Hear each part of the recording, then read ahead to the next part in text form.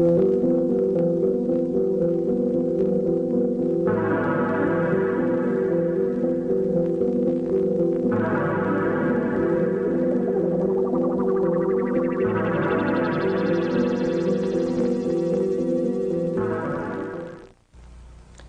my name is Jim Arabito, and I'm a Seventh-day Adventist layman.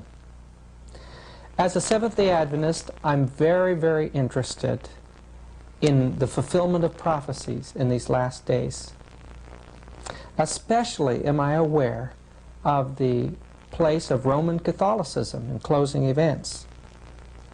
Well, I was on a street ministry in Berkeley about 10 years ago. I became acquainted with a Roman Catholic Jesuit priest from the University of San Francisco. I asked him in one of our conversations, "Have you read The Great Controversy?" And he explained to me that The Great Controversy has a lot of truth in it. In fact, he told me that the Roman Catholic Church will rule the world again. For a while I was in a state of shock. You know, it just happens to be that although we're Seventh-day Adventists, many times we don't see in reality the very things that we supposedly believe. It hit me very hard, and I began about 10 years ago collecting books on Roman Catholicism and world politics.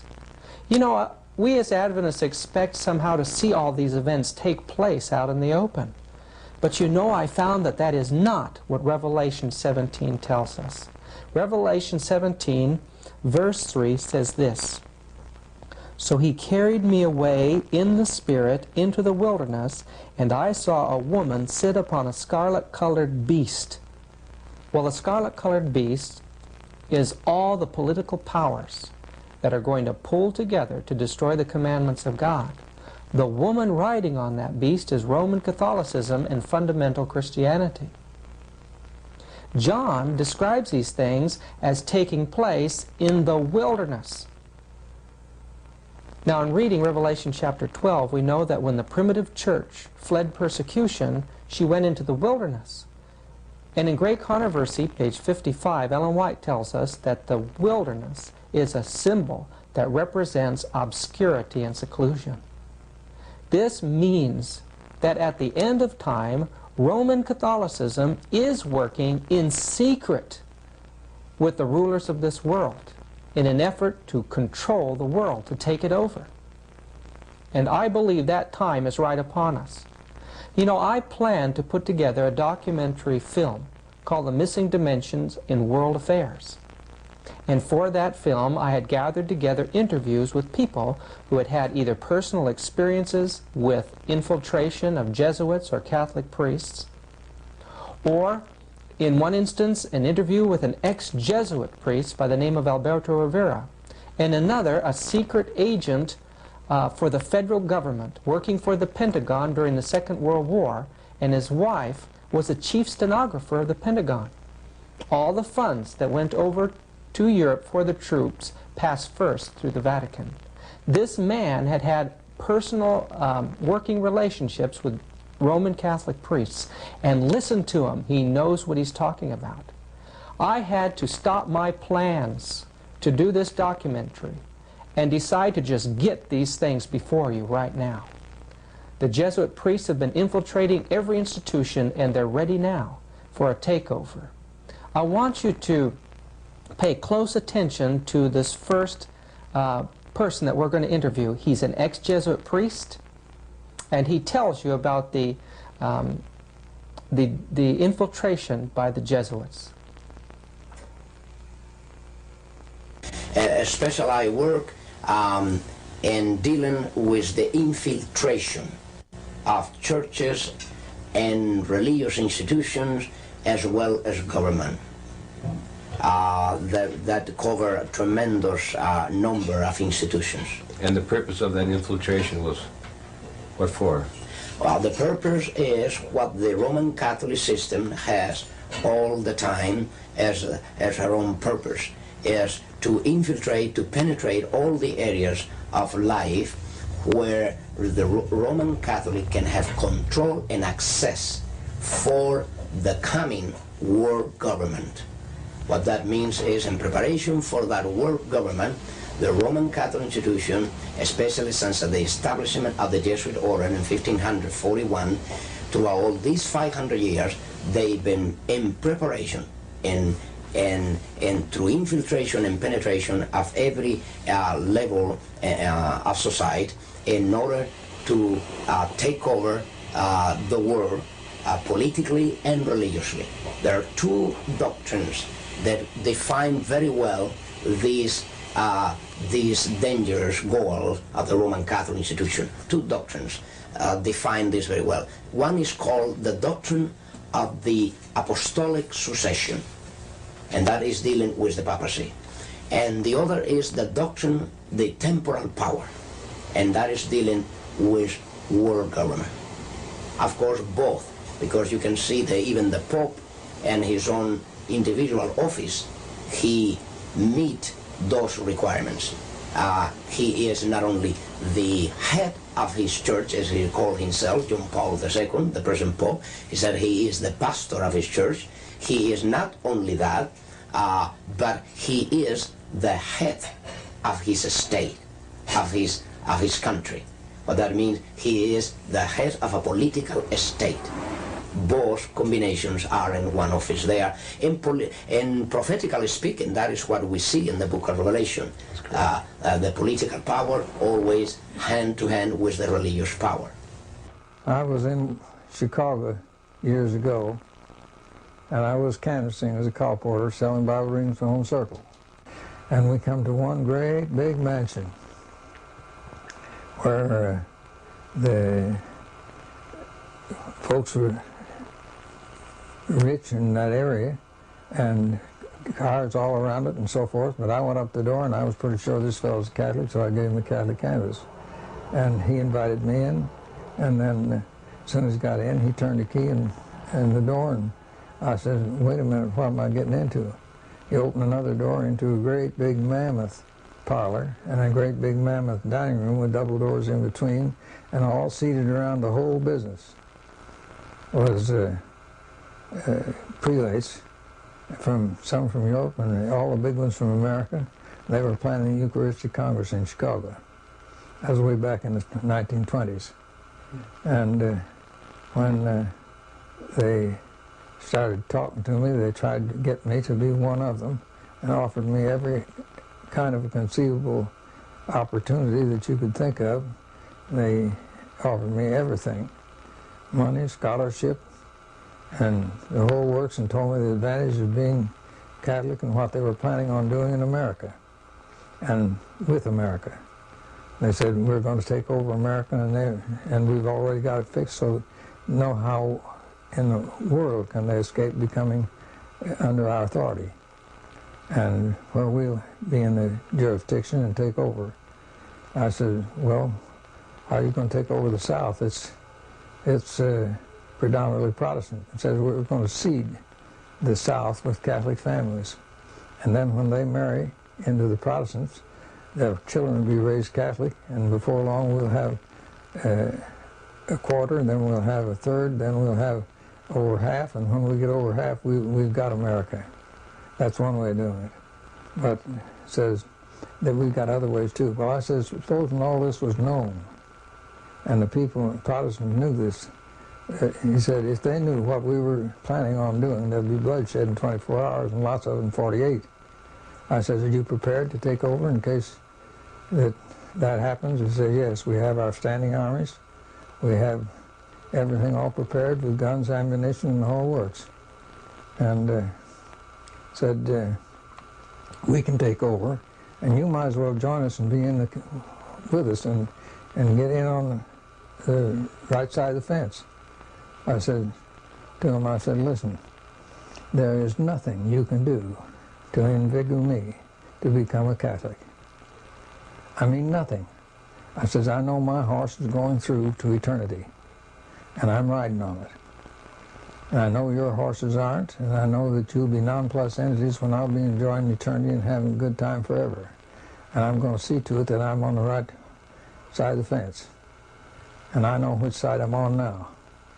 And I said, you might as well open the door and let me out, because I know that other people know that I'm in here, and there'll be investigation made if you don't let me out. One of the big fellows with a red cardinal hat got up and said, "Sir," he says, "we're going to let you out. But we want you to know one thing, that everybody that's born in the United States that's not born a Catholic is on a card. You're put on a white card to begin with and kept on a white card until we feel like that we need to watch you. After that, we put you on a blue card." And said, after you're on a blue card for a while, if we feel like that we just assume you wasn't existing, you're on a red card. Son, from now on, you'll be on the red card as long as you live. And I know they know me where I'm living and have followed me all around throughout life. They're still doing it. And, well, I could tell you a lot of stories, but that's just one.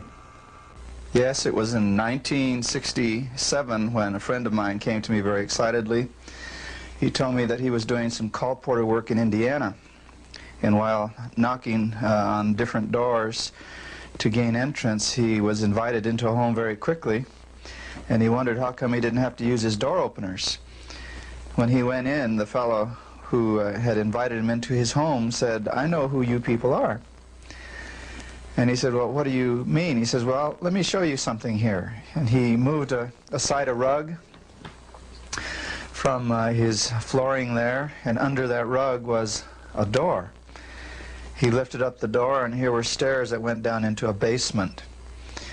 And he said, "I would like to show you something." So they went down into the basement, and this individual whose home he was in showed him just many files.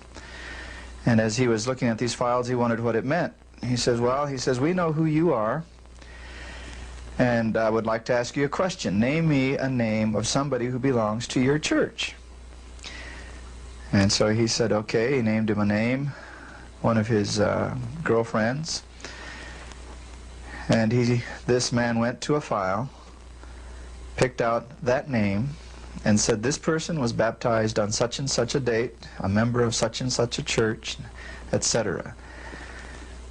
And my friends said his eyes got very large, and he says, "Well, what does this mean? How come you have this information here?"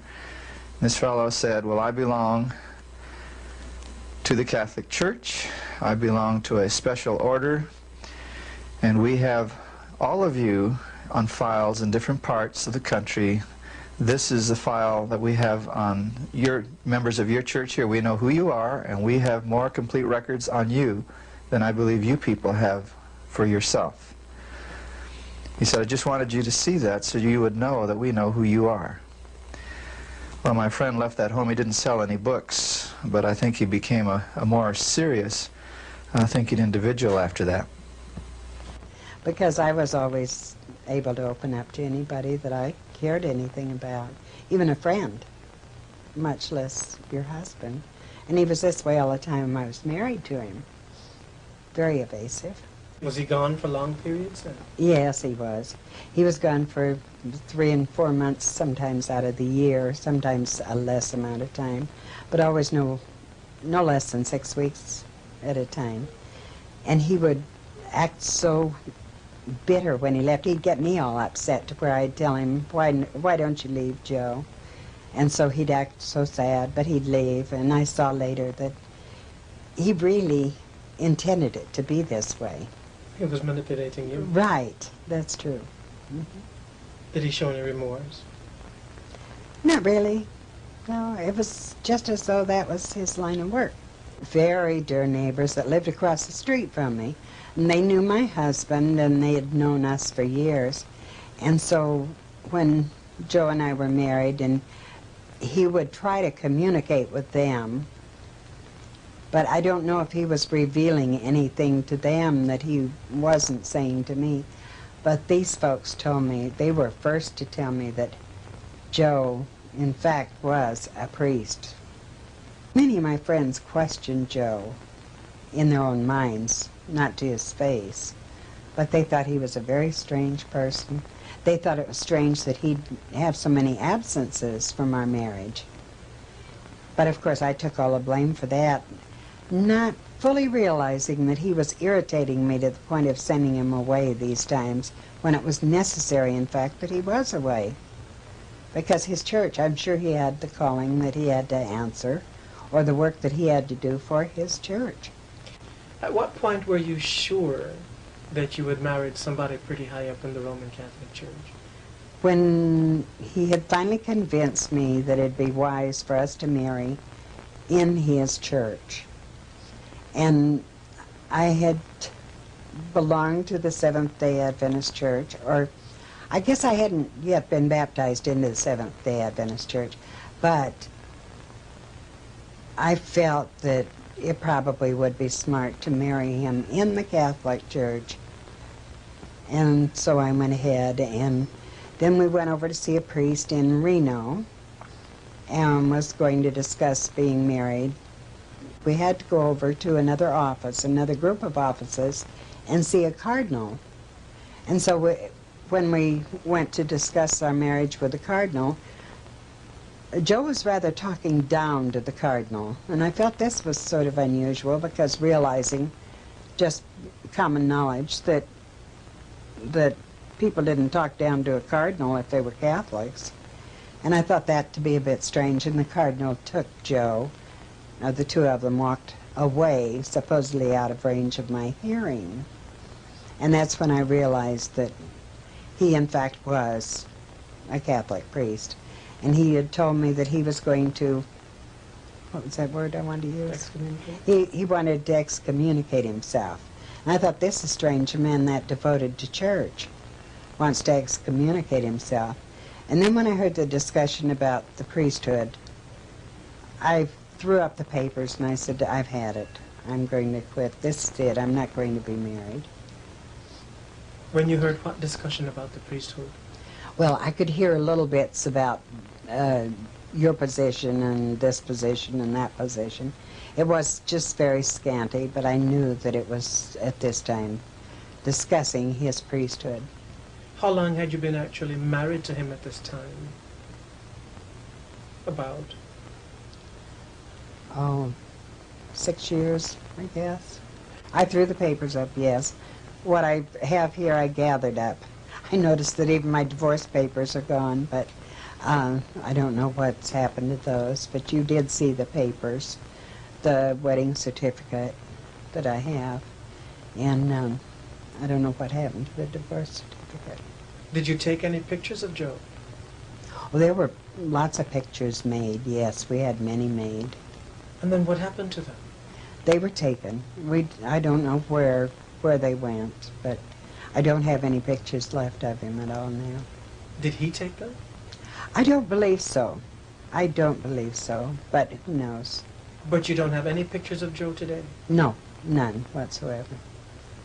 You'd mentioned that someone had broken into your house and stolen? Yeah, some of the things were taken from me, stolen from me, yes. Who would want pictures?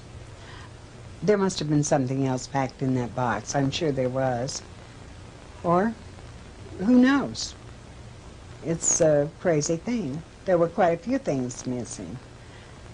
Even personal pictures of my children and grandchildren. Now, he made a boast one day about Hitler. What Oh, exactly yes. did he say about Hitler? He said Hitler was one of our very good people. Hitler and Mussolini, he said, you know, were good Catholics.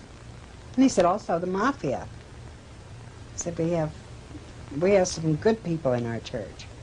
When I showed him the book that I had gotten, written by Samuel Bakioki, he said, that's one of our men.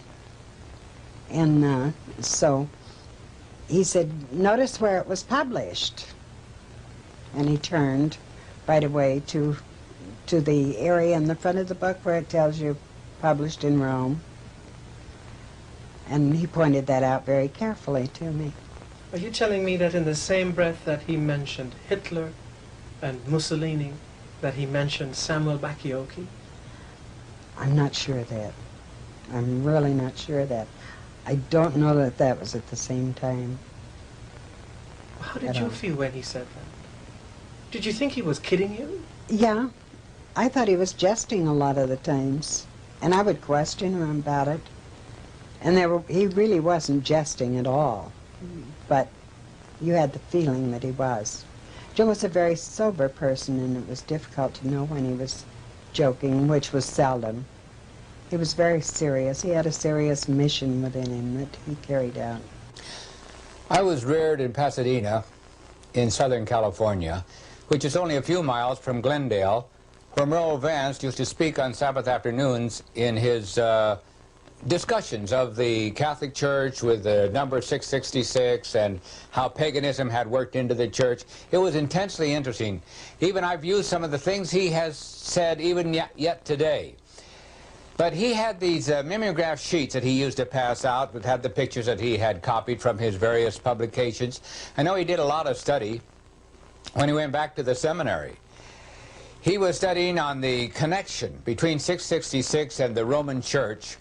And when he went to the seminary, some of the people there said, well, now we think we know that there's a Jesuit on the staff here, and we think we know who it is. Merle hadn't been there very long until he said, I think I knew who it was too. Well, he continued his study, and he had pictures from the books that were printed in Rome by the church. And this is what was on these mimeograph sheets that he used to pass out. But at the height of his study, he took some of this amazing material which he had and took it to one of the leaders there in Washington and showed him what they had. This man, without even looking at the paper that Merle had, said, Brother Vance, that study is not for you. But he said, look what I've got. It's all here. It's proved. Here's the pictures. Here's the proof of it. There's no question. He said, Brother Vance, that material and that subject is not for you. Well, he was pretty downhearted. He went to his major professor, which was a professor of history, and he showed him what he had. This professor said, we want you to write your term paper on that. Well, he said, I'm sorry, but I've already talked with this leader, and he gave his name, and he says that I must not study this any further. So I don't dare write a term paper on it. Well, time went on, and some of his friends said if he didn't change his topic, he wouldn't ever graduate. In fact, the major professor said that. So he did change his topic to something inconsequential.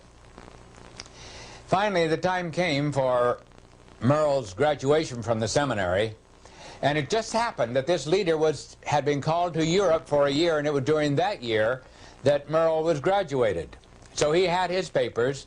Following that, this leader died. And a very close friend of this leader was talking with Merle one day, and he said, I know positively that that leader, that man was a Jesuit, because I was a very close friend of him, and I know this positively. Merle was certainly a good student. I remember him when I heard a tape of him recently. I recognized his voice. It was so thrilling to hear his voice again, because I enjoyed those messages which he gave. He was a good student, a fine man, a real scholar. Certainly he was a credit to this people. The subject of Jesuit infiltration into Protestant churches, whenever that subject is brought up, it's often ignored, dismissed, or just brushed aside. For some reason, they don't like to think of this fact. But the story I'm about to tell you occurred in 1939. At a Seventh-day Adventist institution, Washington Missionary College, located in Tacoma Park, Maryland. This was told to me by Dr. B.G. Wilkinson, who was president of the college from 1935 to 1945. Now, Dr. Wilkinson told me that he uncovered a Jesuit infiltrator at that time, in 1939. And this is how it happened. There had been a new Bible instructor hired by the board, and this man had been teaching Bible to the undergraduate theological majors for about 5 months. Now, Dr. Wilkinson had always encouraged an open-door policy, and he encouraged the confidences of his students, especially his theological students.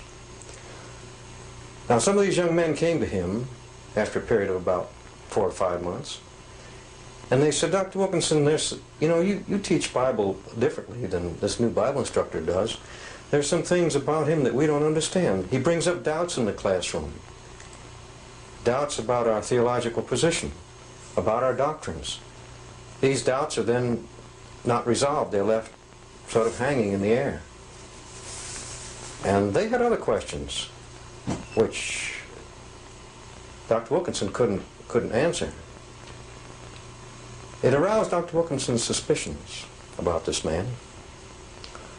Now, the teachers had in Old Columbia Hall little pigeonholes, boxes where their mail slots, you know. They used to put their mail in these little pigeonholes, and the faculty would come and pick up their letters. This one day, Wilkinson saw an envelope being placed by the mailman in the mail slot for this Bible teacher. And the letter was a rather long, rectangular, official-looking letter. And after the mailman left, Dr. Wilkinson stepped over to the box and he drew the letter out. And he looked at it, and the return address was a Hereford Road address. Now, Wilkinson knew that that was a Jesuit college. It wasn't located too far from Washington Missionary College. He took the letter and he steamed it open. Of course, this was an illegal act. But, you know, when you're dealing with a class like they are, they've committed many illegal acts in their time. The assassination of princes being the least of their illegal acts. And you know, the Jesuit motto is the end justifies the means. And Wilkinson thought, I'm going to steam this letter open. And if it's an innocent thing, I'll just close it up again, say nothing. He steamed it open, and inside he found orders from this young man's superior, telling the young man, outlining to him what he was to preach or teach in his Bible class for the next several months. Dr. Wilkinson reinserted the letter, gummed the flap back on. He called the young teacher in. He said to this young man, he had the letter on his desk, and he said to this young man, I have a piece of mail for you. And he handed it to him. And he says, we know who you are, and we know why you are here. You are a Jesuit. Are you not? The young man looked across the desk at Dr. Wilkinson. He picked up his mail, turned on his heel, and walked out. And that was the last they ever saw of this man. He never even stopped to pick up his pay. But he cleared off of that campus the very same hour. When I was in detective work in Washington, D.C. during World War II, I was going home to Alexandria, Virginia from Washington, D.C., and when I got to the mall, there was two scholars, and they were sticking up their fingers for a ride. I said, I'll just pick them up and put them in the back seat and see what I can find out from them. And so when they got in the back seat and was seated, I asked them, I said, you boys are from Georgetown University taking the priesthood, aren't you? No, we're not taking the priesthood, they said. Oh, I said, you're scholars from Georgetown University taking something. What are you taking? They said, we're Anglican brothers. Oh, I said, the church has never told us what Anglican brothers are, nor much about them, and I don't know much about them. What do Anglican brothers do, and what are they for? They said, well, we're taking studies to work with the Protestant churches and get them to come in to do what the church wants them to do, and to work with them and work with us. And I said, well, how many of you folks are taking the course? We said about 780. And I said, how many graduated? Oh, some are between 780 and 700 or 800. No, 780. I said, now, how many graduated last year? And they told me. And then I said the year before that, and they told me, and I went back till we had about 3,800 people graduated and out in the field. And I said, well, what do you boys do when you go out in the field? No, I said, first I want to know how many graduate next year. Well, it said it'll be somewhere under 900 anyway. And I said, how about, what do you do when you graduate? It said, well, the first thing we change our names. And when we change our names, then we're allocated so many to this church, so many to that church, and to another church. And I said, when you go out to the churches, then what do you do? He said, well, first thing we do is look around for some nice young ladies we'd like to make an associate member with, and then we marry them. And after we're married, we go off to a Protestant theological seminary or school, and we come out a Protestant minister. Then we're taught to, in our course, to work up to the heads as fast as we can in that line, where we're supposed to work in. And I said, now, do all of you work in the same field? No, says some of us work, but we all work in the church trying to get the churches to unite with us and do what we want them to do.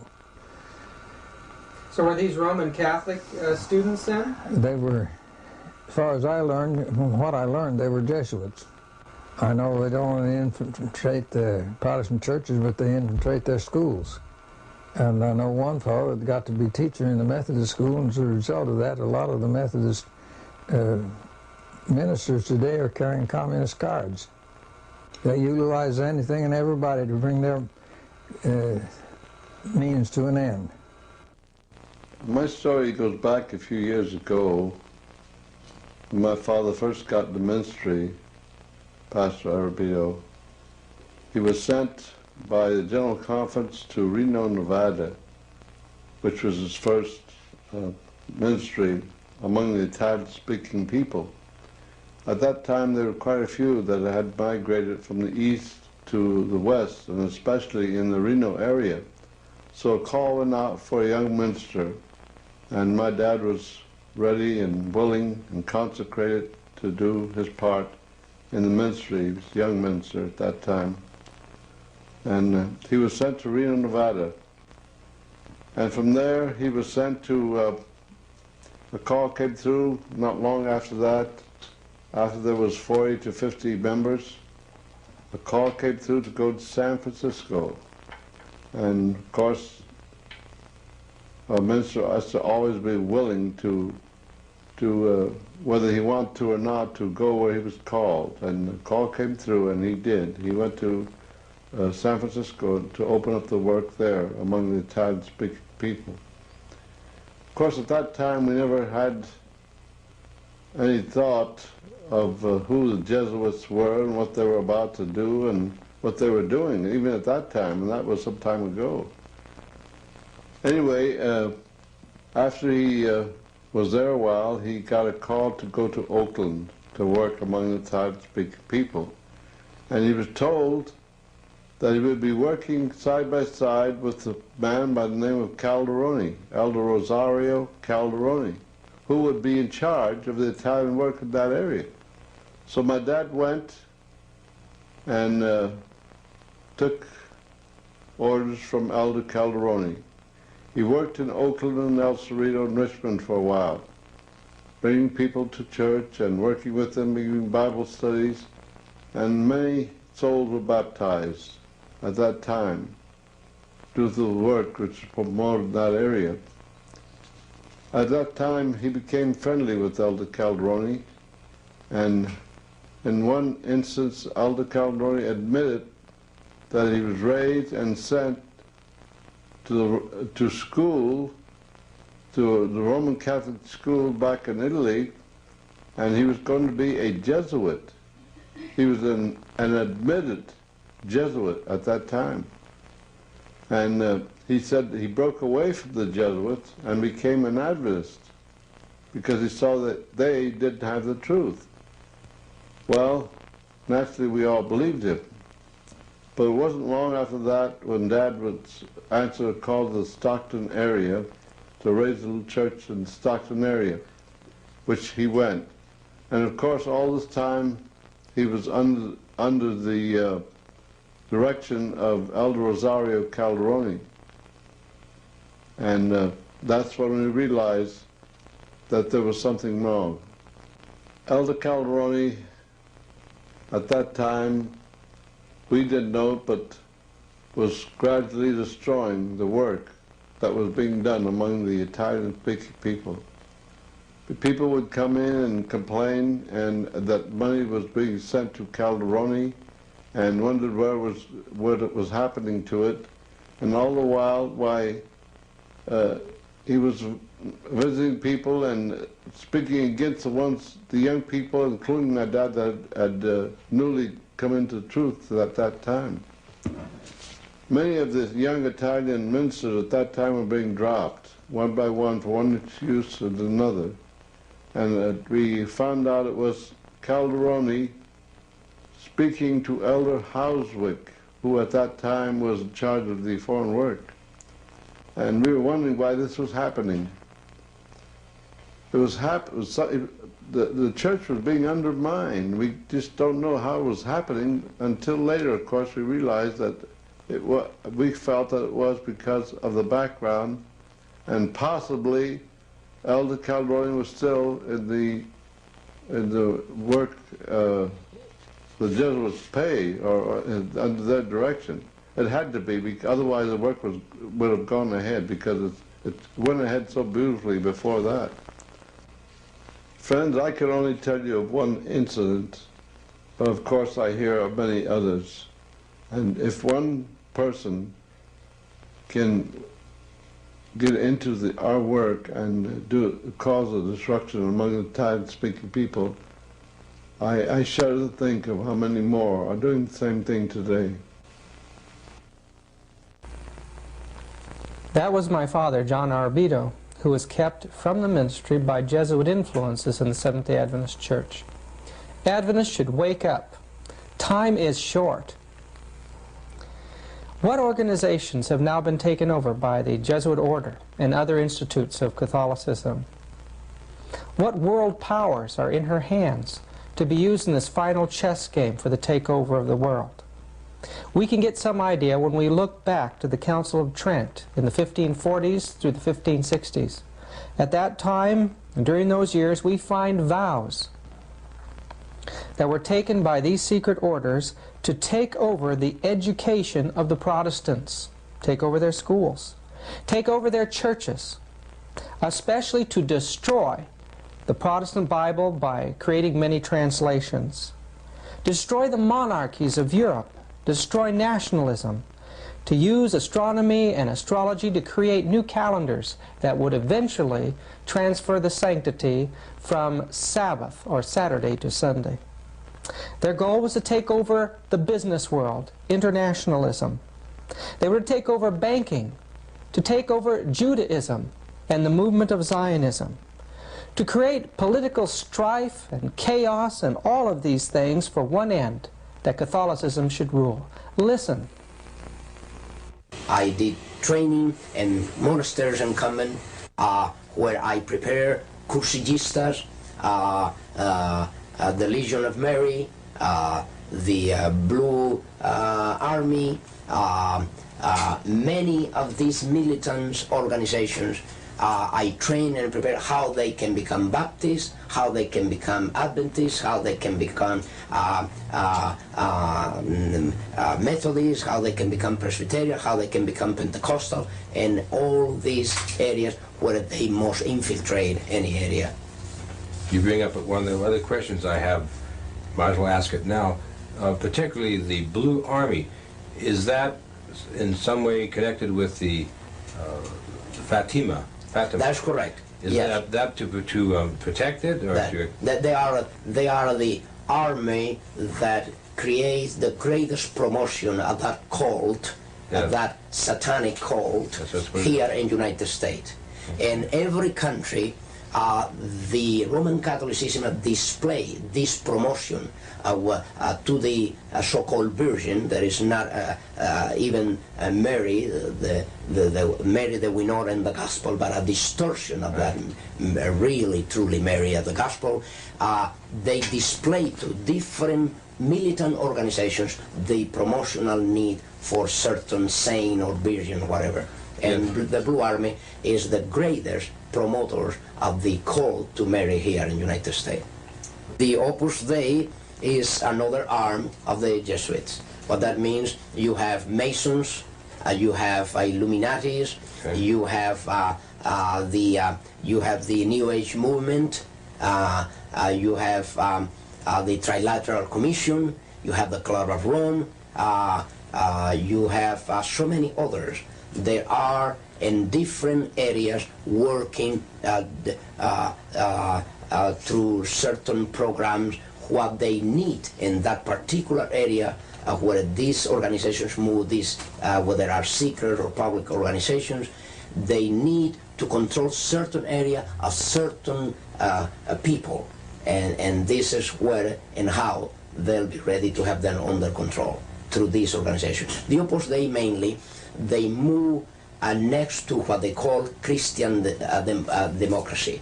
The so-called Christian democracy is an outgrowth of this Opus Dei. It's exactly the words in Latin precisely define that. The Latin definition is for Opus Dei is the work of God.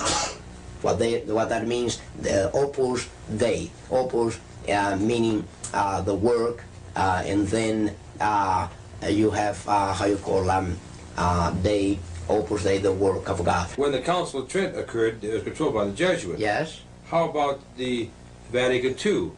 Now, a connection yes, the connection is very, very, very prophetical. I will say this, I think that will clear the whole point here, because it's so prophetical that while the Council of Trent was the first council to be managed by the Jesuit order, the Vatican Council was brought about by the same Jesuit order with the same intention. And you know the intention of the Council of Trent. The intention behind the Council of Trent was the Counter-Reformation. What was the intent of the Vatican Council II? Another Counter-Reformation, but called today, how you call it? Renewal. You see the point? Now, the change was a name, but the intentions were the same. Yes. See, more sophisticated today. Yes. You see, the Counter-Reformation was taken through the Council of Trent. That was the entire Counter-Reformation was performed by the Council of Trent, decrees. Then through that time until today, Vatican Council II came about with the idea of renewal. That means another step forward, and the final, I will say this is the final stage of a Counter-Reformation. Now, how about the charismatic movement? What's the connection with that? The charismatic movement is serving the purpose, as we said, of one of the many issues. As we said about Saturdays and Sunday, they'll pick up every issue with different denominations. In the case of the charismatic movement, they pick up the charismatic movement because one factor. They could not bring under subjection the Pentecostal denominations. They couldn't. They could not.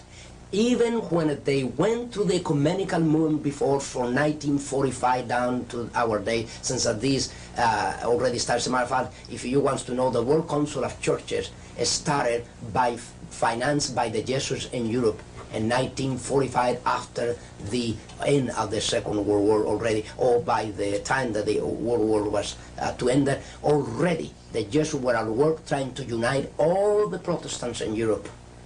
And that was the origin of the World Council of Churches and the ecumenical movement. Today the charismatic movement is serving that purpose. Where a Pentecostal could not be bring into the ecumenical forum, they brought it through the exercise of a charismatic gift. We were on the way back from London on the jet plane, and there was a man dressed in a uniform like the Catholic priests wear. And he was conducting himself not like a priest you'd see in a movie, very friendly. He was a very sophisticated type man. And people could sense that. And I never thought I'd see him again.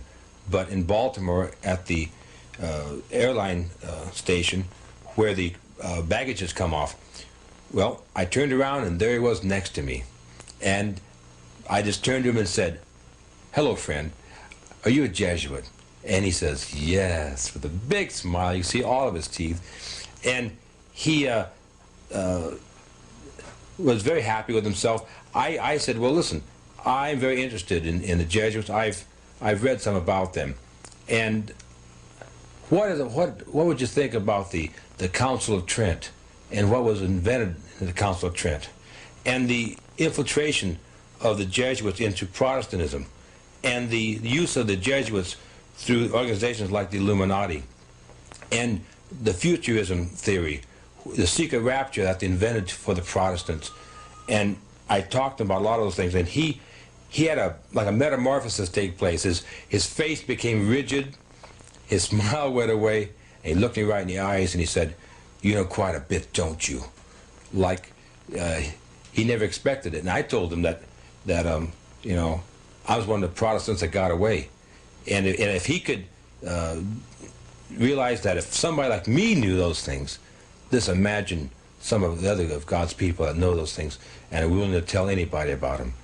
And it was an amazing situation how that man's face changed, and he thought he was like in one identity, but all of a sudden he realized that these dark secrets of theirs, they're being found out, and I'll never forget that. Would you consider that Jesuitism to be an occult secret society? It is an occult secret society from the point of view that the Jesuit order, what you know of the Jesuit order and what everybody knows of the Jesuit order is not the truly Jesuit order. What that means is even the Jesuits within the Jesuit order, they all are not knowing the secret society, the inner secret society that they are surrounded by. Spiritualism and the papacy is as close as two fingers are on your hand. One cult that started Fatima, okay, the cult of Fatima, the Roman Catholic cult, seems to be antagonistic to the rest of the Roman Catholic Church. Seems that they believe that the Pope that's in now is an antichrist. The whole thing is that Satan gets as many people as he can on his side, and by starting something else up, he can get more. Oh, I see. And he starts first one thing and then another. That's why he's got so many churches and so many cults and so many this and so many that. What he can't get one person on, he gets them on another. And the biggest thing that he gets most people on is TV. Satan has all kinds of organizations. But the Catholic Church is his one biggest, most extensive organization that there is in the world. Yeah. He has these others organized to take care of things, but and in some places he works, even destroys himself to make other things work out for himself. What's the connection between Jesuitism and communism? Well, that's a long story, but really, communism was really started by the Catholic Church, and the Pope himself is allied with them and a communist himself. They sent some Jesuits into a little town where they wanted to start Catholicism. Now this I learned from E.T. Babienko that worked with me on a lot of detective work that I did. And E.T. Babienko told me that after they had no success for a short while, they substituted the place with twice as many Jesuits as they had in the beginning, and after years they got nowhere. So they said the only way in the big meetings in the Vatican, where the headmen all meet, they said the only way we'll ever get anywhere in putting Catholicism in Russia is to take away the children from the parents and do away with the Greek Orthodox Church by training the children otherwise. And in their brains, this was all formulated, and they decided to put communism into Russia, and to put hard-boiled communism, which is Bolshevism, and later bring it on to a de-Christianized Christian Bolshevism. So the connection between Zionistic Judaism and communism then is, would you say that's a fraudulent story? Yes, to some extent, and yet they use the Jews wherever they can. So the Roman Catholic Church utilizes Judaism. They utilize anything and everybody to bring their means to an end. So these writers that point to the international Jewish conspiracy, drawing from historical material that appears to see the Jewish involvement in all this, may very well be part of the Catholic ploy to take the heat off of themselves? Yes, and that's absolutely the truth. And have you ever heard tell of this book that the Zionism taken over? Protocols. Elders of Zion. Yes. I have one of the books. They're hard to get. I can get them if necessary for anybody. But I have ways and means of getting them. But it takes me a little while to get them. And when you get them, you better keep them to yourself. But here's the thing. When the Zionists got all that underneath, the Catholics got a hold of some of this material in these books. And now, what do you think that Hitler did away with all the Jews for? Is to get rid of the heads and the ones that would promote this Zionism. And they're doing what the Zionists proposed to do. So they actually, in reality then, there is a Zionist movement, but the Roman Church is trying to take over it and control it, yeah, for their own purposes. They have a club of 300 at Rome that does nothing but figure out how they can do it and why they can do it and where they can do it and why they can go ahead. The war in Vietnam was nothing more than just using the United States to put in Catholicism into Vietnam. What do you know about the organization of the Knights of Columbus? I know too much. Too much. And too much to tell. Oh, I see. But I know one thing. And that is that they're a strong organization in the United States, and they have a lot to do with this here Mustachia Army. The Ustachis? Yes. Are the Knights of Columbus also organized in other countries? You bet your life or they are are. They financing the Ustachis of Serbia? Wherever there is in other countries, they're organized. Wherever the Catholics are in force, they're organized. Well, is the Knights of Columbus an extension of the Jesuit order? Well, but into secular society? They all work and with together. They're dovetailed. Do you know anything about the connection between Roman Catholicism and Masonry? They're tied in together. Would you say Roman Catholicism actually manipulates and controls Masonry? They've got to the place where they're in control of a lot of things, and they have a lot to do with Masonry. You know, one of the heads of Masonry, at the head of things, is a Catholic. One night he told you that they run our church. Tell us about that. His people run our church, he said. Who were his people? The Catholic Church. The Catholic Church run all churches. He said that to you? Yes, yes. And specifically that the Catholic Church runs the Seventh-day Adventist Church? Well, very much like that. I don't recall exactly the way it was worded. This is the impression that I got from what he had said, the statement that he had made. We. He always, whenever he said we, that was the church and he. He always included himself as the church.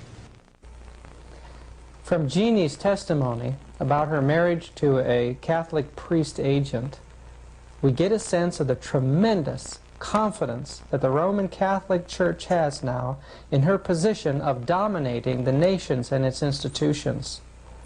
Very soon we're going to be locked into a period of terrible persecution, and there'll be many martyrs among the faithful Christians.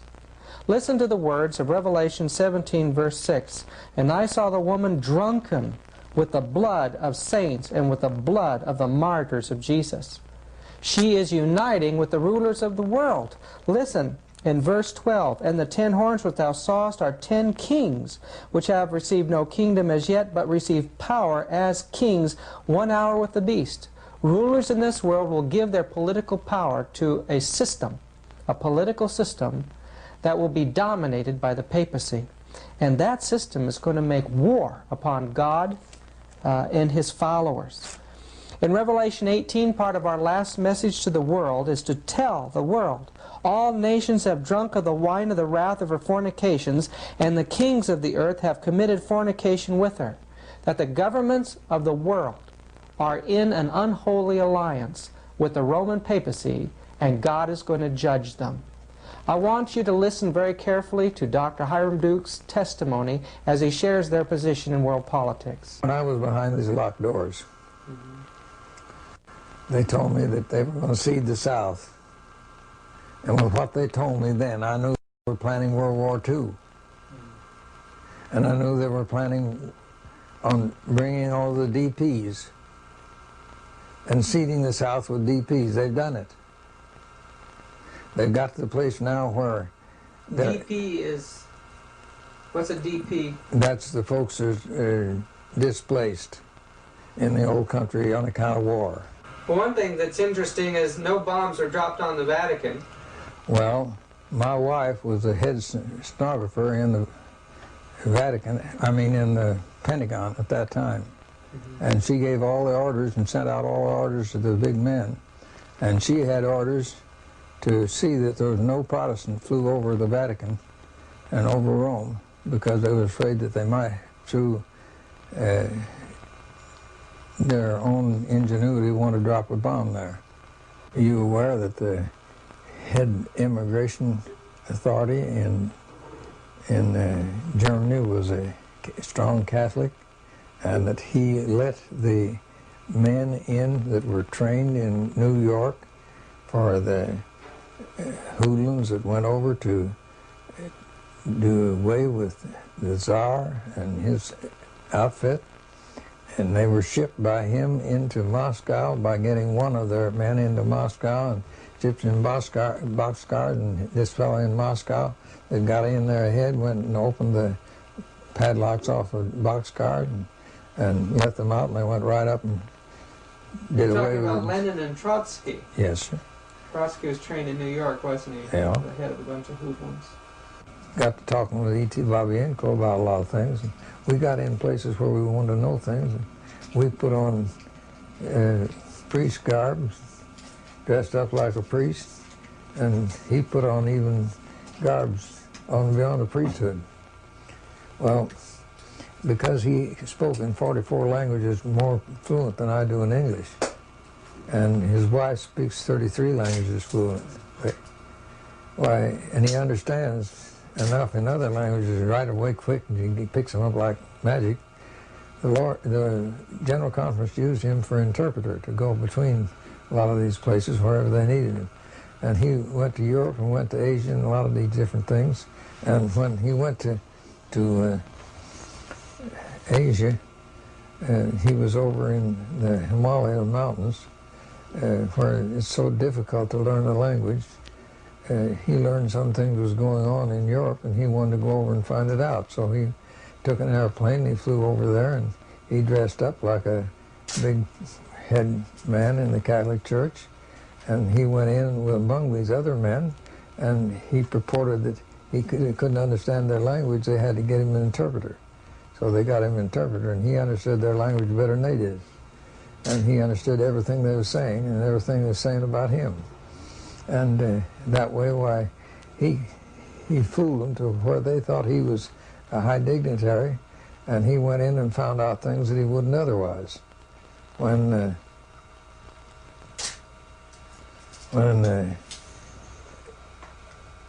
he found out when he went to Europe that they were planning on getting rid of the Greek Orthodox Catholic Church.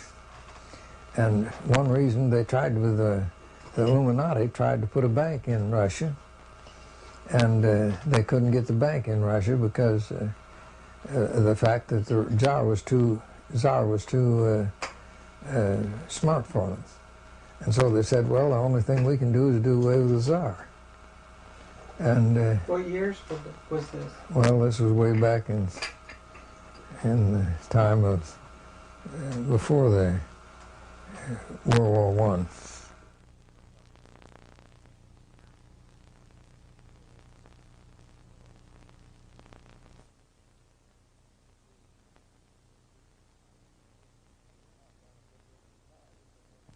They wanted to not only get rid of the Tsar, but they wanted to get Catholicism into Russia. And they were trying this before they tried to get the money bank in there. And when they sent, I think it was 1,000 Jesuits into Russia, most of them are centered around a little country town and a little place in Russia. And they tried it for over a year and they didn't make any headway. So they sent twice as many more in that area, and then they didn't get anywhere. And so they called a big meeting over in Rome of all the head folks from all over the world, and they planned on what they could do, and they found out that the best thing they could do was to get rid of the parents taking care of their children, to educate the children, and that way, if they took the children away from the parents, that they could control and get Catholicism in there later. So they put in hard-shelled Bolshevik communism, and they said, well, we'll annul that and get a choice in that way later on, and put in a de-Christianized Christian communism. And they planned all this ahead. And he learned this. When he got this information, and they found out that they'd done this already, and that they'd take the children away so that they could imbibe communism into the children and take them away do away with the Greek Orthodox Catholic Church. And then they could control and later get things into Russia and control Russia. And they'd do away with the Tsar and the government and the whole works. And then they planned on doing it in World War I.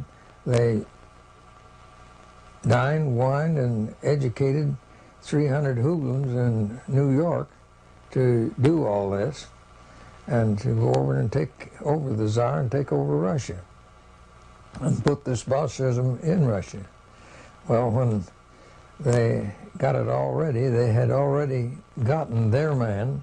The first president that they really put in was Woodrow Wilson, and they had gotten him in office, and so they told Woodrow Wilson, you tell England if she don't let those men in the ship that you've captured go on into France and things go on through, that we won't bring the United States in and won't do anything for you, and you'll be out of luck. And so immediately they let the ship go on into France, and it went into Switzerland, down into the dark forest, and the head man of migration was Catholic, and he loaded one of them on the train and got him into Moscow through one crook or another. And then when he got him into Moscow, he loaded the rest of the 300 with all their guns, ammunition, and money, $20 million in gold, in boxcars, and sent them in there. When they got there, this fellow that was in Moscow opened up the boxcars that they were sent to him, and out they come and went right straight up and took the Tsar over, and they were scared for a long time that they weren't going to make the grade, but they did. And communism was in Russia. Now, after they got that all done, then this fellow decided there's something going on, and I'd like to know a little more about some of these things. So a little later, he went over to a new part of the Balkan states, and went in dressed up the same as he did before. And he found out that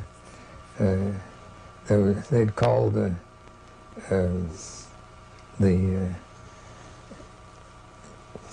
folks from all over the world into the Vatican to plan for things in the future, and that they were planning on putting a new war into Second World War, and that they planned and put Hitler in to do it. And he found out the reasons it was all done and why they had it when they did have was that the young folks in Germany were falling for Bolshevism and communism, and the young folks in the Catholic Church in Italy were doing the same. And they said, well, we've got to put something in there that's as near like it that they'll fall for and control the situation. And so they finally, after considering a lot of things and so forth, they said, we've got to do something because something's got to be done. They had put out a magazine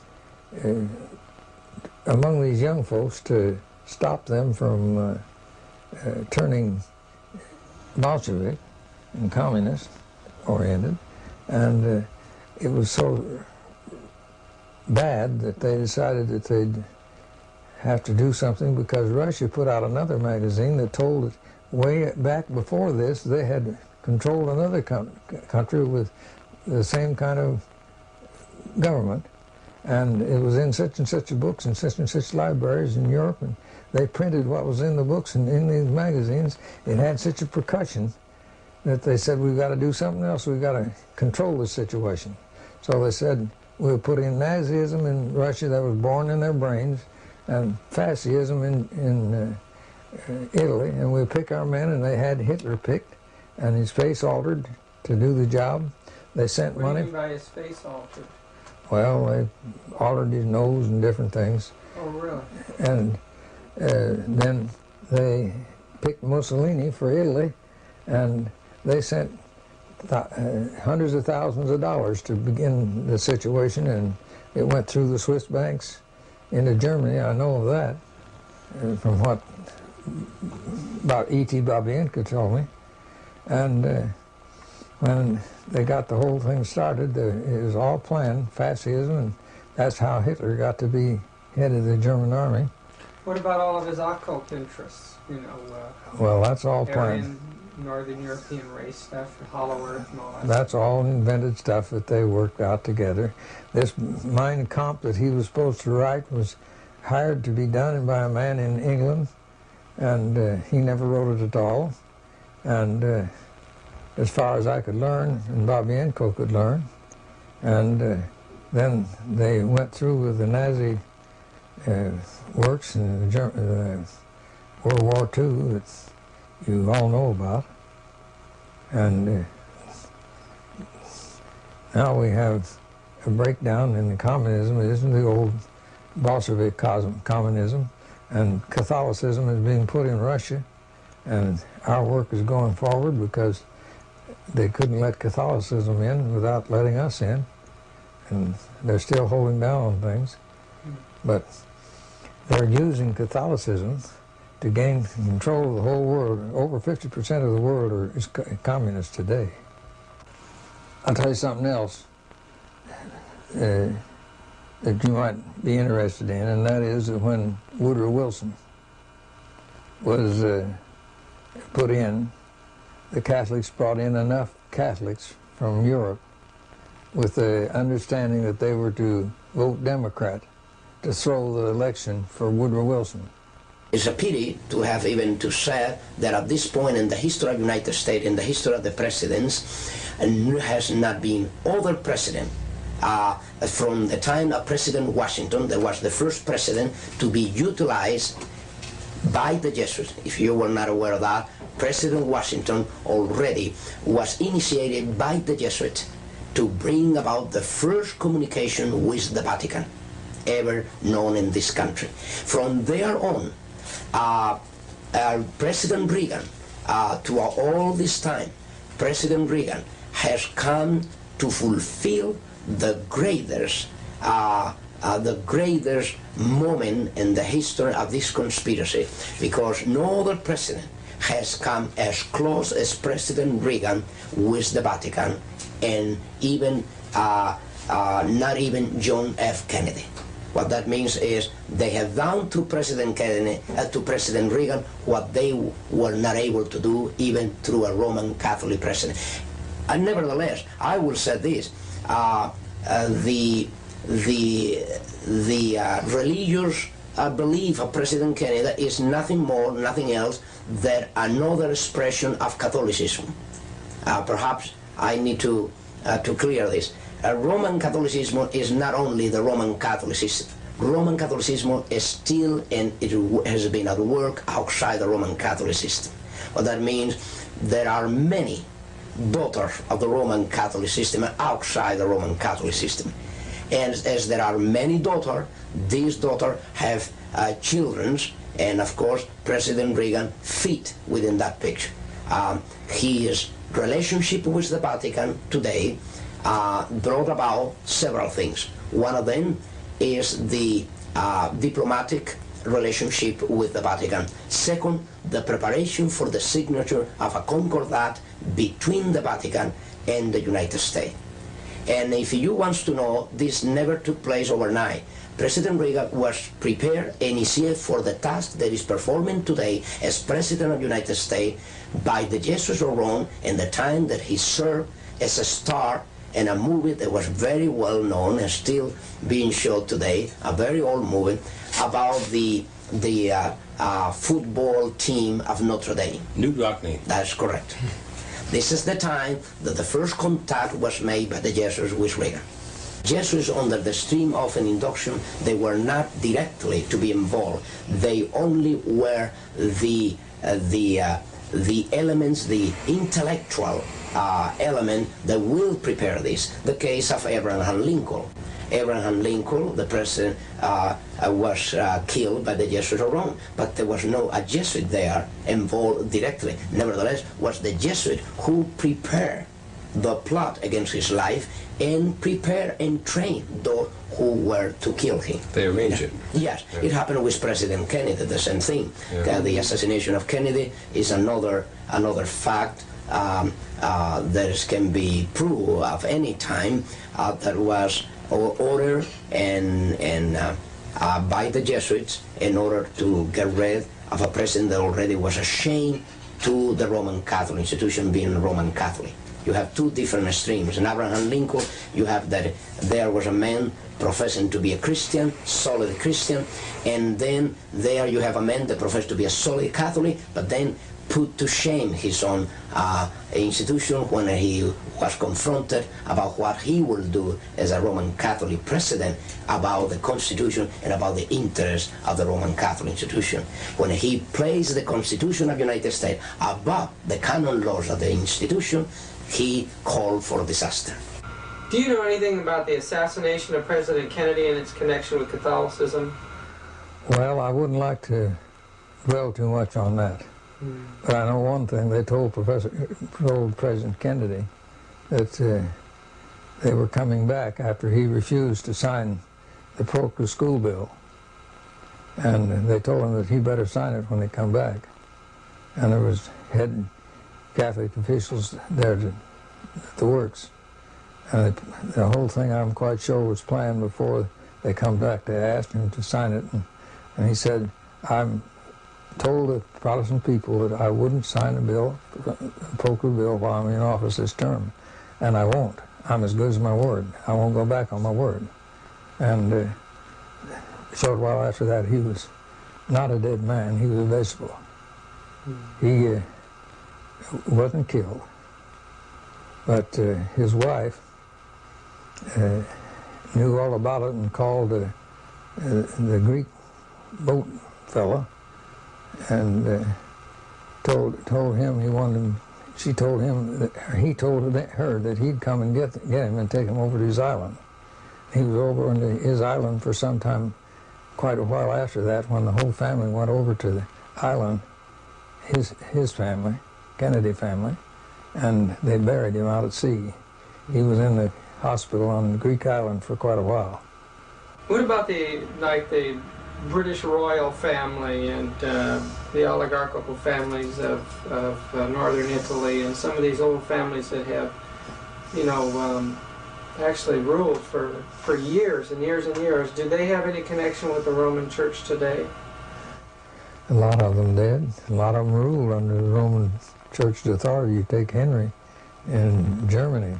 He defied the Pope for a little while, and the Pope made him come and humbled him to where he had to stand in the snow outside for days before the Pope would even talk to him. But today you have a number of royal families still in existence in Europe. Yes, they're permitted. It's just, but the head royal family of Britain don't amount to a hill of beans. They're just figureheads, pencil work. They don't have any power then. They really don't have as much power or any more power than you do. What connection do you see then between Jesuitism and the Illuminati? Well, the Illuminati is an outgrowth of papal plans to control the whole world. And it was through the Illuminati that the papacy got a great deal of its control of Great Britain and the United States. And they control more than what people realize. This Schiller Institute, you've heard about the Schiller Institute or the LaRouche's organization? They're the ones that organized and promoted this SDI, and also they're pretty extensive throughout the world. They've been putting a lot of people into office recently, and but their focus, you know, all of these different magazines have a different focus. Their focus is to unveil the machinery of the British ruling family and some of these other families, showing their involvement in international dope trade. And then they're into showing the dangers of the IMF and the banking fraud today. All that don't amount to a hill of beans alongside of the giant octopus that controls behind the scenes. The whole thing is, you take in the United States, they let a lot of these things go because it works to their end. You take, if they demoralize the brains of the American youth and they keep them undercover, and so that they can't get out to get into things like they would if they used their brains and got up to the place where they should, why, they can control situations. So the drug trade is actually advantageous to the Roman Church then? Absolutely, and Russia's pouring tons and tons and hundreds of tons of drugs in here for that purpose. Their final goal, they have goals just like anybody has goals, and they have the final goal to take over this whole world and control of the whole world and everybody in it and have them in slavery underneath them. Wherever the Catholics have gone, the first thing they do is get the cities in debt. The next thing is to get the county in debt. The next thing is to get the state in debt. The next thing is to get the government in debt. That's how they got control of Great Britain. That's how they got control of the United States. And when they get control of one of the state, got control of the United States, now they're trying to get control of every country in the whole world. And they've got the world underneath a bind at the present time to where the economy is where it works to a condition to where they take over. And they're working for a one world government, a one world takeover, and it's coming fast, faster than most people think. How did the Jesuits change the system of Protestant education? You know, just what did they do, and how is the Protestant education now different than it was, say, prior to the Anti-Reformation? Well, there's a lot of things that are different. There's no question about that. But they have worked up into the work of education and the educational field to where they help to control the education. and they try to control the education to where they are ruining the morality and the Protestants that are being educated. Why would they aim against morality? Isn't the Roman Catholic Church a Christian church, and wouldn't they want to teach morality? They want to get rid of the other Protestants, and they'll do anything that is up to their ability to do away with it. Let me tell you what the Knights of Columbus has done and performed a tremendous job in the United States in education, in public education. The authors of the chaotic situation of the public schools in the United States has been and are the Knights of Columbus in the United States. The Protestant churches never, at any time, used the theory of this here, what do you call it, in my mind, rapture theory. It's a pure Catholic theory, and when the Jesuits got into the churches as ministers and teachers, they started teaching the rapture theory to the Protestant churches, and now the Protestant churches are all wrapped up in the rapture theory and teaching the rapture theory. What value is it to the Roman Catholics for Protestants to teach the rapture theory? It does away with the sanctuary service in heaven and its work that's going on now according to the Holy Scriptures. How does the Roman Catholic Church fit into this rapture theory? Well, it came about as a result of Luther teaching that the Pope was the Antichrist, and to get away from the teaching of the Pope being the Antichrist, they decided to try to get some other theory to outdo it or overcome it. They first got one other theory that it was Antiochus Epiphanes that was the Antichrist, and none of the Protestants would accept that in those days, and so then they got the theory up of the rapture theory, and none of them would accept that. But when they got enough Jesuits in the Protestant church to teach it as ministers and teachers, then they accepted it, and today they're teaching it. What about the work of Alcazar and Rivera? Now these were two Jesuits that are starting already way back early, and before the 1600 already. Rivera and Alcazar were already commissioned to penetrate, since the infiltration was very difficult in the days through the Reformation. They can spot an infiltrator very easily in those days because the struggle was face to face with the Vatican. Then Roman Catholics and the Inquisitors, they have a hard time trying to infiltrate the Christian churches, even in Spain, where it was underground completely. They have a hard, difficult time, and there was a very fearful thing to infiltrate. Then nevertheless, they did it. They did infiltrate, and this is how they find many Christians worshiping the Lord in underground places. Now, through infiltration. But in these cases, they were not commissioned under the stream of an induction, as I was, under the stream of an induction. Rivera and Alcázar, they were to work, and then later Lacunza. There is more, but I will mention these three, the most important ones, in dealing with one special area, prophecy. They were assigned to deal especially with prophecy, with the purpose to do two things at least: to cover up any prophecy relate to the origin of the Antichrist, relate to the Antichrist, and relate to the papacy, relate to the Antichrist.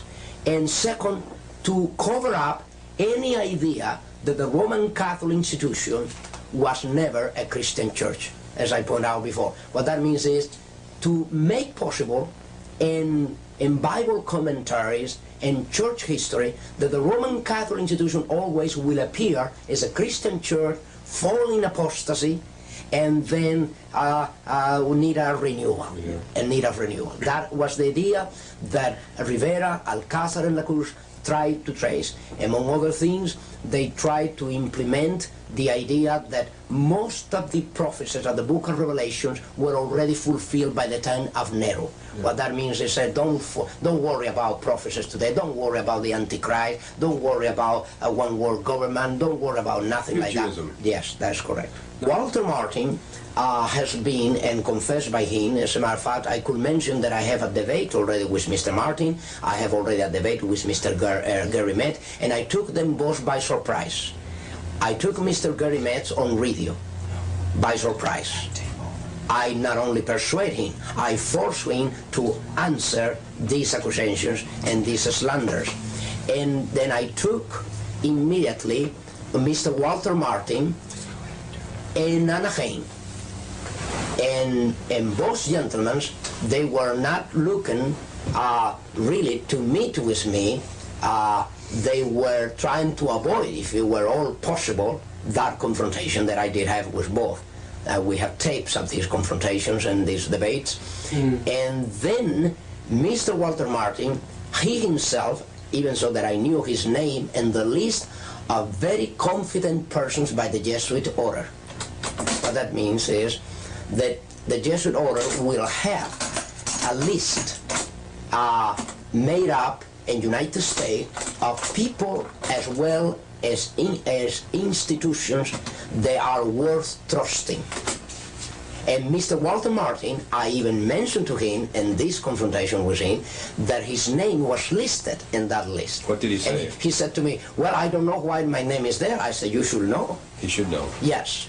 I said, you should know. As a matter of fact, why Mr. Walter Martin, 25 years ago, he even wrote about the cult to Mary, a book about Mary, and 25 years after, he have a list, as a matter of fact, that I have with me, a list of cults where he lists the most dangerous cults, and all who in the list of his most dangerous cult are Christian Science, Jehovah's Witnesses, Mormons, starting with the Mormons.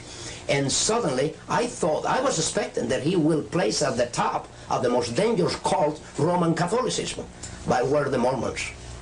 Now, the Mormons become the victim of Roman Catholicism not only, but become the victim of Mr. Walter Martin, because even the Mormons are the product of Roman Catholicism.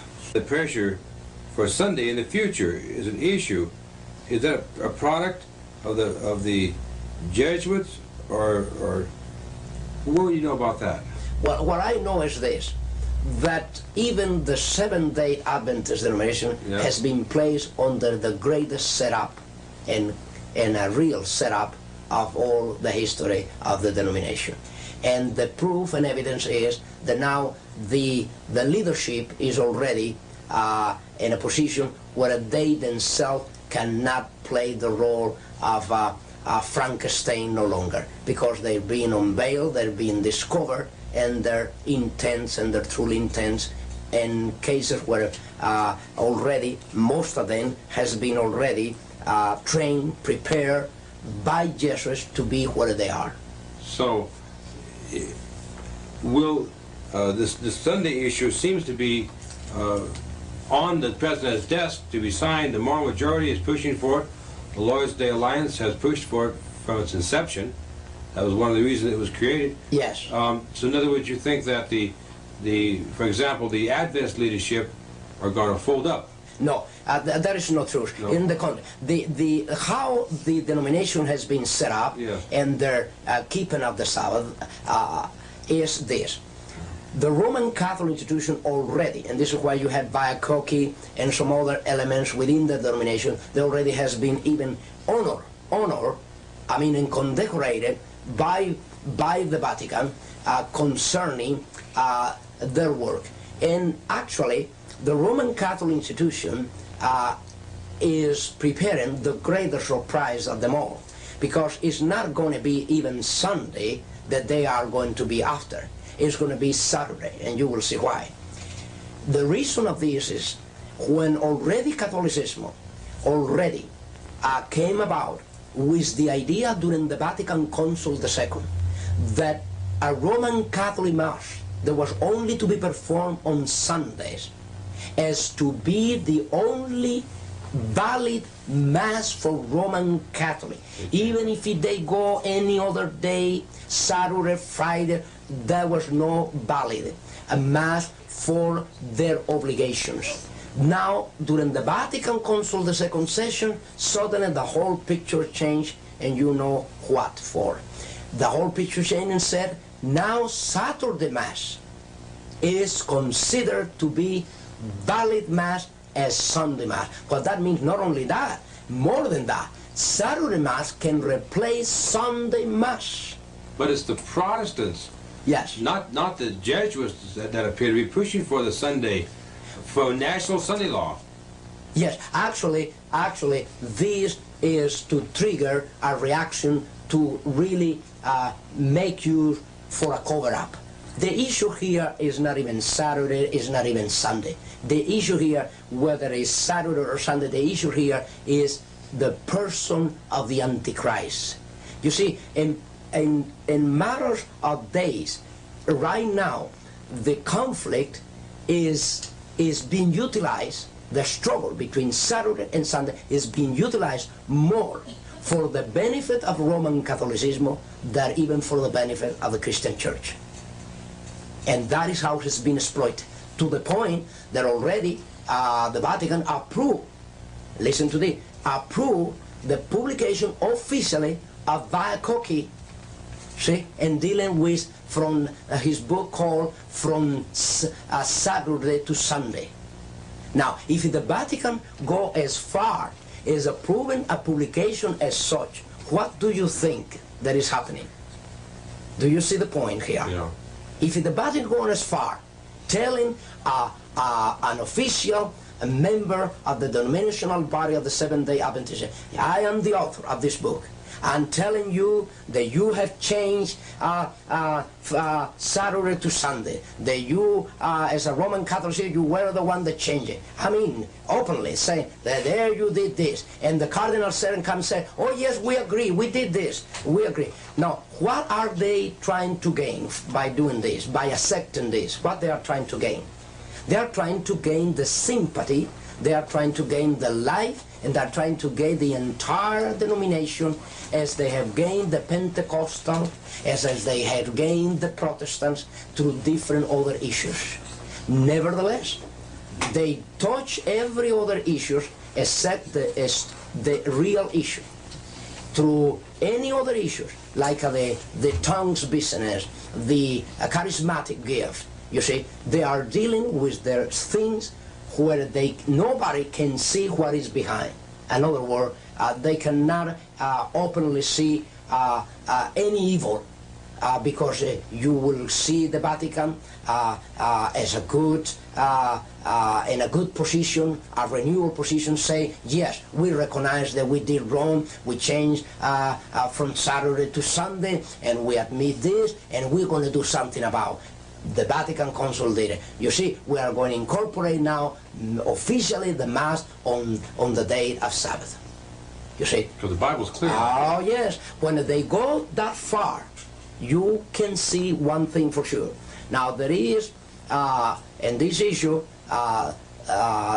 in my own personal belief of the Scripture, you do not see that the issue in prophecy is one day or the other. The issue in prophecy is more than a day. Is more than a day. The issue in prophecy is who and where is the Antichrist now.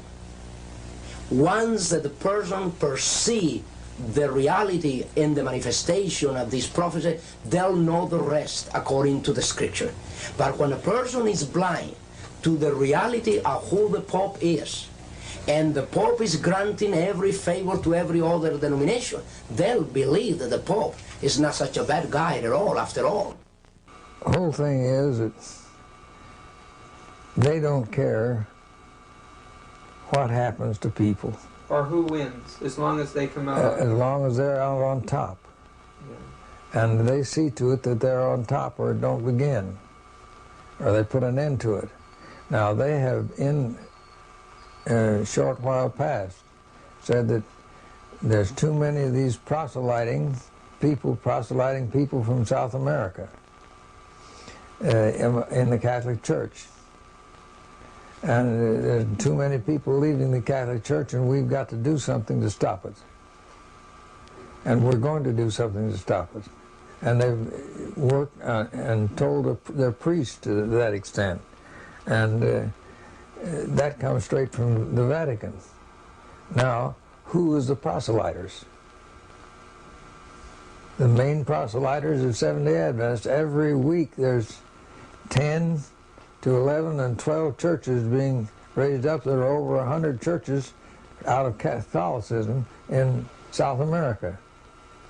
The same thing in the countries above that. And they said, we've got a plan on doing something about this, and we're going to do it. There's more opposition for it in the church than out of the church.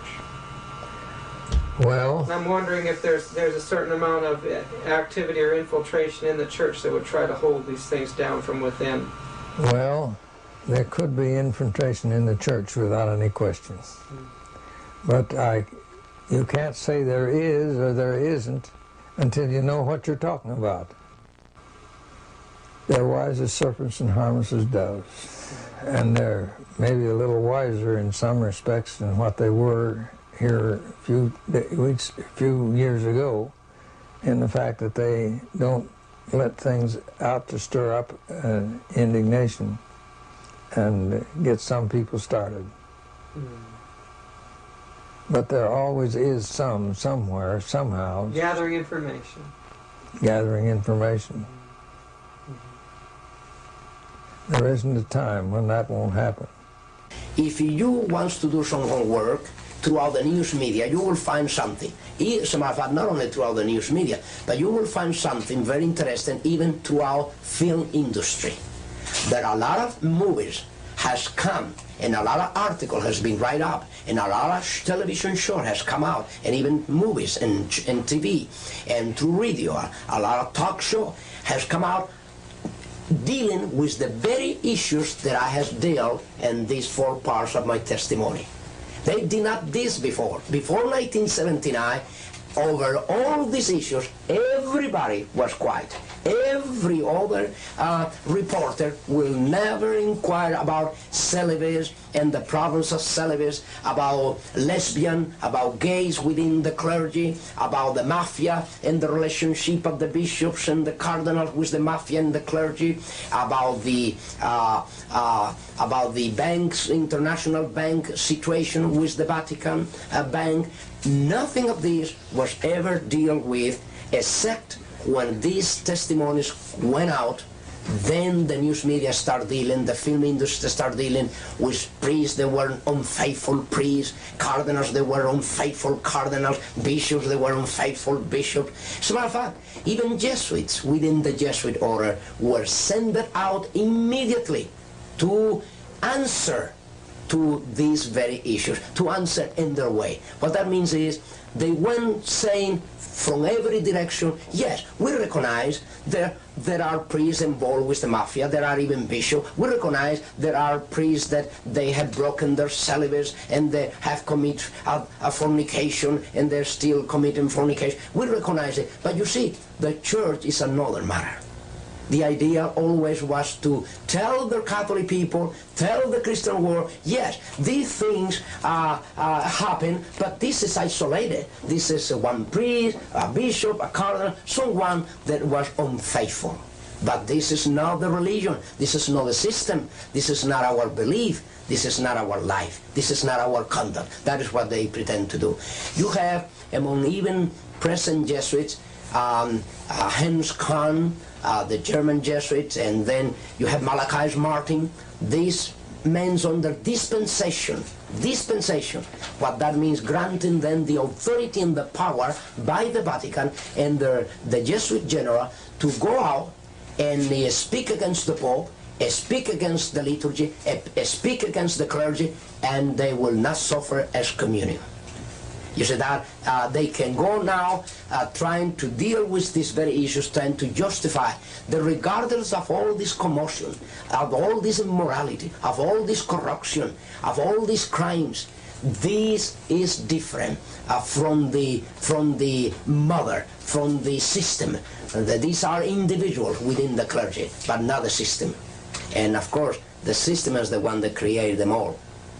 Has there been a certain promotion to create in the United States a special way of looking at Roman Catholicism? Oh, yes. Yes, you some mean type of propaganda special for this country? Yes, definitely.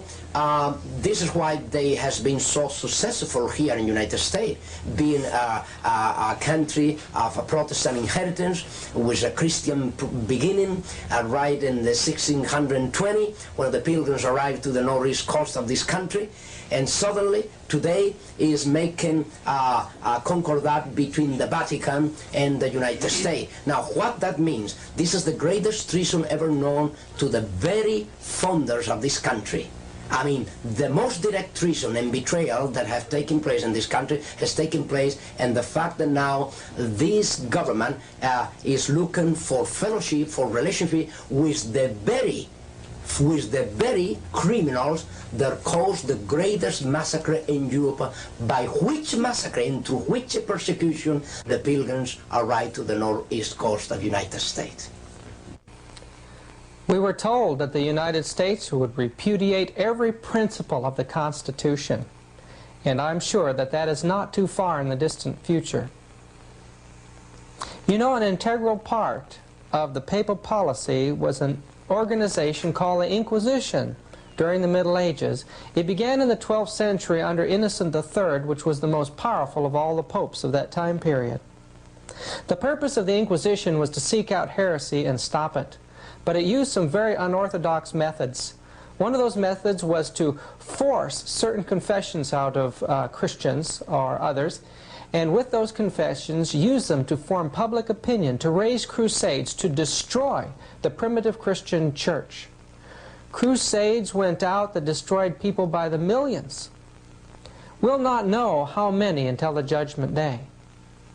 But the Inquisition, the Catholic Church said, well, yes, there was an Inquisition, yes, we destroyed people, but it was part of the barbarity of the times. Others did it too. But of course, she claims that she's changed today, and Protestants are believing her. But you know, the Inquisition still exists, and it's actively being carried out. Beneath many of her large churches today are instruments of torture. I want you to listen to the testimony of Dr. Rivera as he begins to share with us about the Inquisition today. In your training and in your life as a Jesuit priest for many years, did you ever come to the point that you were required to destroy human life? Definite.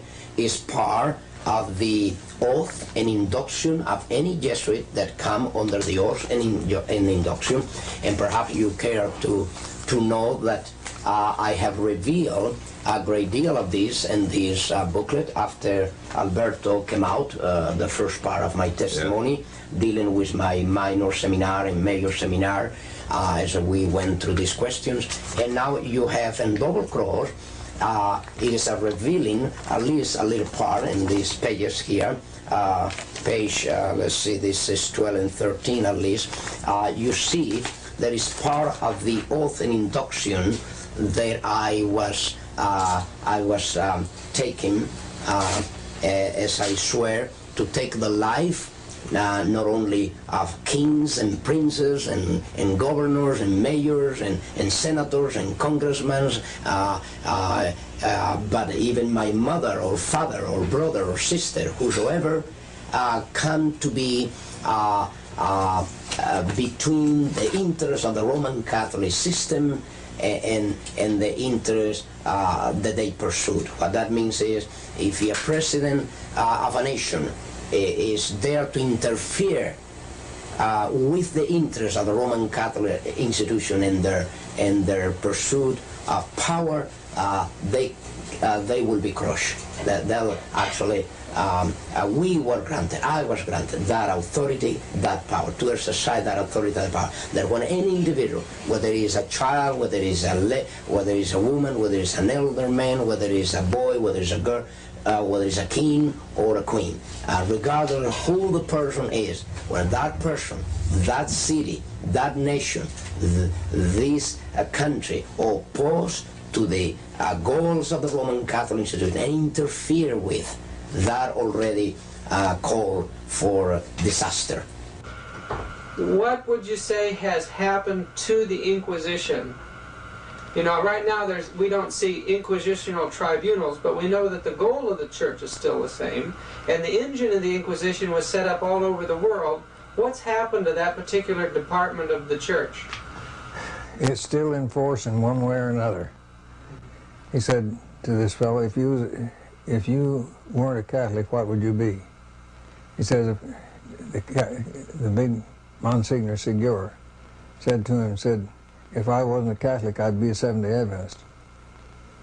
And he says, Charlie, if I could get out of being a Catholic, I'd be a Seventh-day Adventist tomorrow. Is that right? And he said, Charlie, he says, I advise you, if you can, to be a Seventh-day Adventist and join them. And then just a short while after that, it was the time when, in the spring, they have Good Friday and they don't eat certain things and meat on certain days. And they were having to go way out in the morning early and leave to their work. And so they had a special concession of the Chinese cafeteria that he was in, or restaurant, that he would come down at 4 o'clock in the morning and fix their lunch and give them what they wanted to eat. And Charlie Hibbard says to him, said, why don't you order yourself up a good beefsteak like I do? You know there's nothing to that. He says, well, he said, I mind to, I will. And while he was ordering up the beefsteak, he says, I don't know, I feel funny about this. And he went ahead and they ate the beefsteak, and he had his half gone when 3 big dignitaries of the Catholic Church marched in to find him and tell him about some of the work that he had to do. And when they left, Charlie Hibbard looked at him and he said to Charlie Hibbard, you don't know what this means to me. He says, I'll catch hell for this. And he says, I used to be the head official that did the punishment for the folks that weren't living up to what they're supposed to. And if you go back to the great big churches in New York, you'll find way down deep in the basement where the corners are cut off like corner cupboards would be. And I was the one that took the people that was sentenced and changed them in that corner, brought 1 brick and 1 trowel of mortar each day, and their meal, until there was 1 opening for 1 brick. And I put in the last brick and the last trowel of mortar. And behind there's many skeletons. It says, you don't know, Charlie, what this means to me. I was the chief executioner for that deal.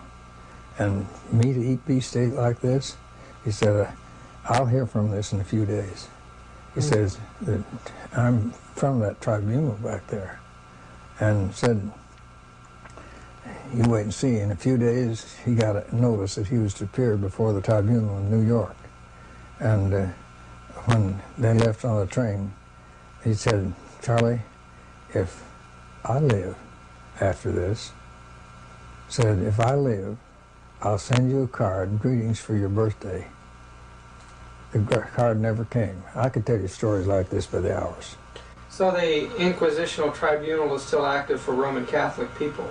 It's still active, and it is for people that are not Roman Catholic if they get a chance to, without too much publicity that would damage them, their work and their cause. Now in Mexico they opened up the cloistered convents and turned some of them into museums. so tourists can see the torture implements that were used on the nuns. And I imagine that in backward countries like Mexico and Spain and some of these areas, this type of thing keeps going without interruption then. It's still done in America to some extent, too, in the United States of America. Yes, and I've seen in some of the basements where they're building some of their churches where they're preparing to put some of those things in. They actually have cells and things underneath. They have cells underneath, way down, not only one story, but stories and stories below. There is enough left of the old Inquisition. I will say there is a new Inquisition today, not even tomorrow, is at work today, and here, even in the United States, and has been always. There is not replacement of a new Inquisition replacing the old. No, what happened is that the old Inquisition, as the years went by, under the sponsorship and guidelines of the Jesuit general and the Jesuit order, they has been changing their devices and their tools, in their I will say their devices, and their methods. You see, what happened is the Inquisition is the same Inquisition. The Holy Office never closed the door since it was established in 1200. You see, it never closed the door. As a matter of fact, within the Vatican, this is an office that never closed the door day and night.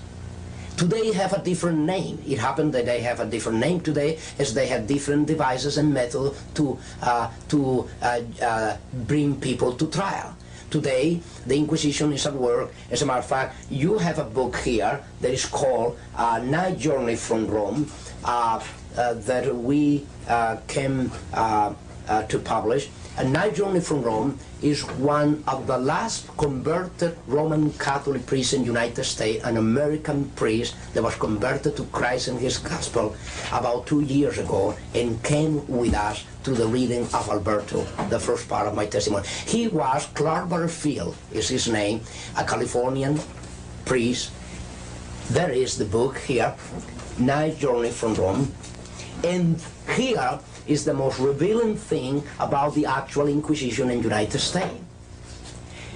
He was so much aware of the reality of that Inquisition that in his own will, he prevented even his relatives, his own mother, his own relative, from bringing his body to the Roman Catholic parish the day that he was ready to depart to be with his Lord and Savior.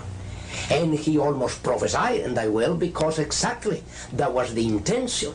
Immediately that he was killed and murdered by the Jesuits of Rome and Detroit, Michigan, through a Roman Catholic doctor, member of the Knights of Columbus.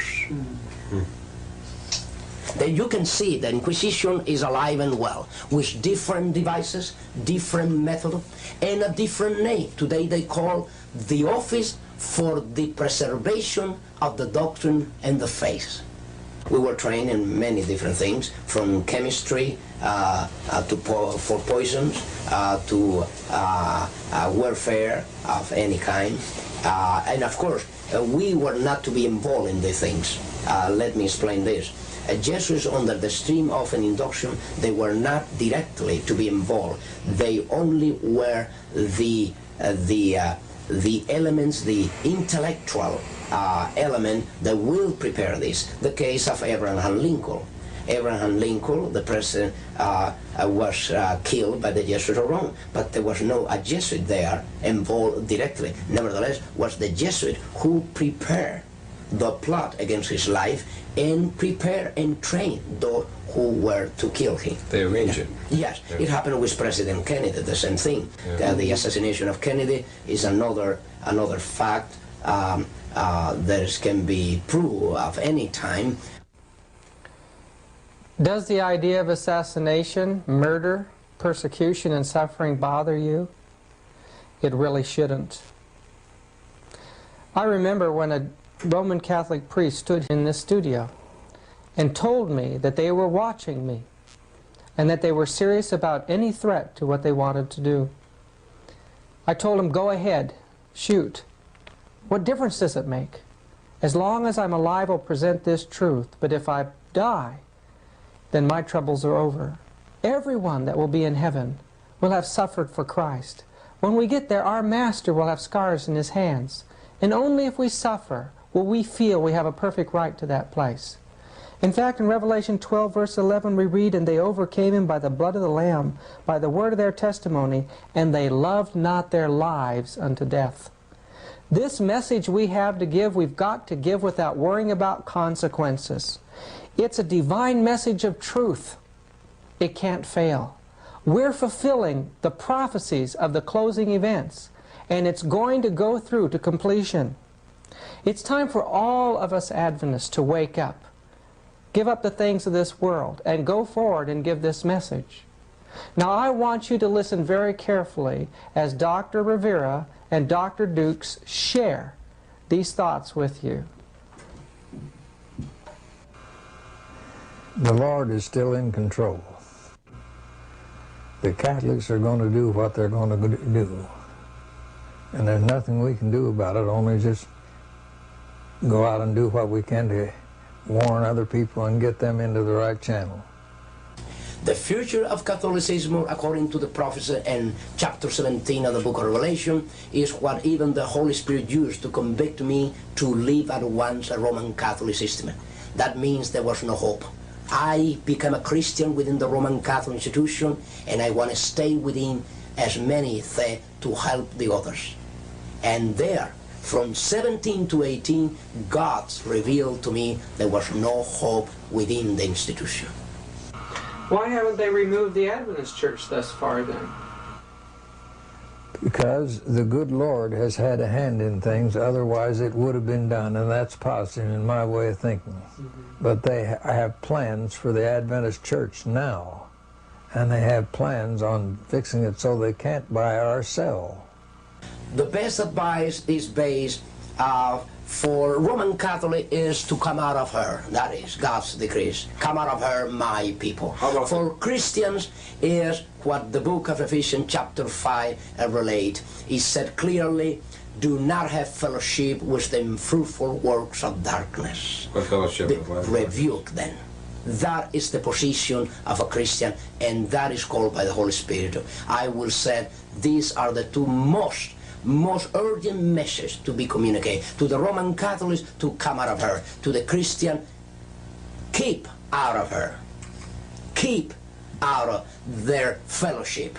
There is no fellowship that light with darkness.